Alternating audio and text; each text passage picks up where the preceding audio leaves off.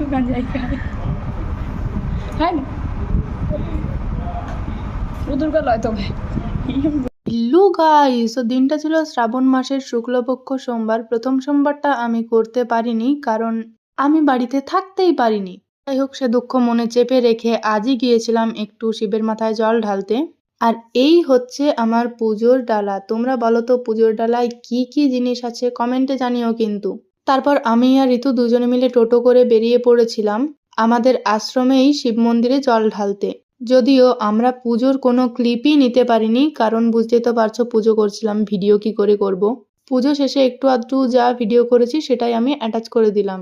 আর এই যে খিচুড়িটা দেখছো, এটা কিন্তু আশ্রমের মহারাজ নিজে হাতে বানান। আর এটা খেতে এতটাই দারুণ হয় যে আমার ছোট্ট ভাইও এটা খেতে ভীষণ পছন্দ করে। প্রসাদকে একটু বসেছিলাম, টোটো আসতে লেট করছিল বলে। আর এই মন্দিরের ওপর কিন্তু বেশ বড় একটা শিবলিঙ্গ করা আছে। তো আমি বাড়ি যাই, তোমরা আমার চ্যানেলটা কিন্তু সাবস্ক্রাইব করে দিও সবাই।